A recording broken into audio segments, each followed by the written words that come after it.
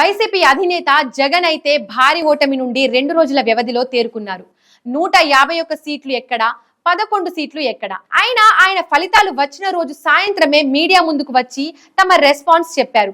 అలాగే 2 రోజుల తర్వాత నుండి పార్టీ నేతలకు ధైర్యం చెబుతూ సమీక్షలు నిర్వహించారు.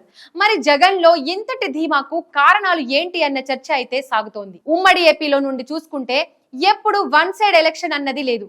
విపక్షానికి ప్రతిపక్ష హోదాని జనాలు తమ తీర్పు ద్వారా ఇచ్చేవారు. ఇక విభజన ఏపీలో చూస్తే 2014లోనూ అదే జరిగింది. కానీ 2019లో వైసీపీకి 50% ఓట్ల షేర్ తో 151 సీట్లను కట్టబెట్టారు. అప్పుడు 40% ఓటు షేర్ తో టీడీపీ 23 సీట్లను గెలుచుకుంది. అలా విపక్ష హోదాను టీడీపీకి జనాలు ఇచ్చారన్నమాట. ఇదే 2024 నాటికి వచ్చేసరికి మాత్రం టీడీపీ కూటమికి ఎవరు ఊహించని విధంగా 164 సీట్లను అందించారు. ఇక జగన్ నాయకత్వంలో వైసీపీకి 11 సీట్లే ఇచ్చారు. అంటే విపక్ష హోదా కూడా గల్లంతు అయిందన్నమాట. ఇంతలా దారుణంగా ఓటమి పాలు అయిన వైసీపీకి 40% ఓటు షేర్ అయితే దక్కింది. ఇక ఏపీలో చూస్తే 2 పార్టీల వ్యవస్థ సాగుతోంది. కాంగ్రెస్ ఇప్పుడప్పుడే పుంజుకునేది లేదు అని అంటున్నారు. కేంద్రంలో కాంగ్రెస్ అధికారంలోకి వస్తే తప్పించి ఏపీలో ఆ పార్టీ బలం కూడదీసుకునేది లేదనే అంటున్నారు. ఈ విశ్లేషణలను చూసినప్పుడు వచ్చే ఎన్నికల్లో టీడీపీ కూటమికి జగన్ కి మధ్యనే భారీ పోటీ ఉండే అవకాశాలు ఉన్నాయని అంటున్నారు. ఈ నేపథ్యం నుండి చూసినప్పుడు జగన్ ధీమా ఏంటి అనే టీడీపీ కూటమి సూపర్ 6 చేయలేదు. అదే సమయంలో డెవలప్మెంట్ చేయాలి అంటే డబ్బులు పెద్ద ఎత్తున కావాలి.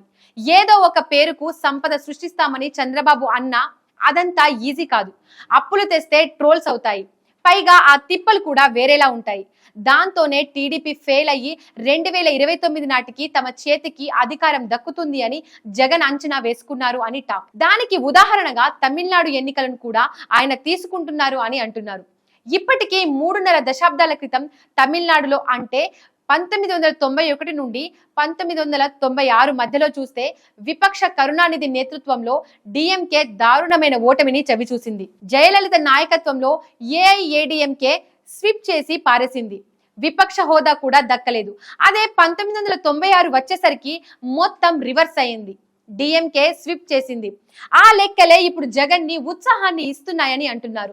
ఇంతకీ ఆ దారుణమైన ఓటమి, అద్భుతమైన విజయాల లెక్కలు ఎలా ఉన్నాయో చూడాల్సిందే. 1991లో జరిగిన ఎన్నికల్లో ఏఐడిఎంకే ఏకంగా 59.8% ఓటు షేర్ తో 225 అసెంబ్లీ సీట్లను గెలుచుకుంది. ఇది మొత్తం 234 ఉన్న అసెంబ్లీలో కేవలం 9 సీట్లు తక్కువగా సాధించిన విజయం. ఆ ఎన్నికల్లో డిఎంకేకు కేవలం 2 సీట్లు మాత్రమే దక్కాయి. ఇక ఏఐడిఎంకేకు 160 సీట్లు వస్తే కూటమితో చేరిన కాంగ్రెస్ కి 60 సీట్లు, ఐసిఎస్ కి 1 సీటు దక్కాయి. డిఎంకే కూటమికి 7 సీట్లు వస్తే అందులో డిఎంకేకు 2, టిఎంకేకి 2, సిపిఎంకి 1, సిపిఐకి 1, జేడీకి 1 దక్కాయి. ఇక ఇతరులలో చూస్తే పిఎంకేకు 1, ఇండిపెండెంట్ కు 1 దక్కాయి. ఈ ఎన్నికల్లో ఏఐడిఎంకేకి కూటమిలో 59.8% ఓటు షేర్ అయితే దక్కింది. డిఎంకే కూటమికి 30% ఓట్ మాత్రమే దక్కింది. మరి రెట్టింపు ఓట్ షేర్ తేడా ఉన్న 1996 చూస్తే సీన్ మొత్తం రివర్స్ అయింది. అదెలా అంటే 1996లో చూస్తే కనుక డిఎంకే కూటమి మొత్తం 234 అసెంబ్లీ సీట్లకు గాను 221 సీట్లను గెలుచుకొని స్విప్ చేసి పారేసింది. ఈ ఎన్నికల్లో డిఎంకే కూటమికి 53.77% ఓట్ షేరు దక్కింది. డిఎంకేకు 173 సీట్లు దక్కాయి. టిఎంసికి 39, సిపిఐకి 7, ఏఐఎఫ్బికి 1 సీటు దక్కాయి. ఇక ఏఐడిఎంకే కూటమికి 27.8 ఓట్ షేర్ తో కేవలం 4 సీట్లు దక్కాయి. ఇందులో ఏఐడిఎంకేకి 4 సీట్లు వస్తే కాంగ్రెస్ కి 0 సీట్లు వచ్చాయి. అలాగే ఎండిఎంకే కూటమికి 2 సీట్లు 7.89% తో దక్కగా పిఎంకే అలియన్స్ కి 4.61 ఓట్ షేర్ తో 4 సీట్లు, ఇతరులకు 3 సీట్లు దక్కాయి. తమిళనాడు చరిత్రలో ఇంత దారుణమైన పరాభవం అన్నది 2 సార్లు 2 కీలకమైన ప్రాంతీయ పార్టీలు ఎదుర్కొన్నాయి. అంతేకాదు మరో 2 సార్లు అద్భుత విజయాన్ని సొంతం చేసుకున్నాయి. ఇప్పుడు ఆ లెక్కలతోనే జగన్ ధీమాగా ఉన్నారు అని అంటున్నారు.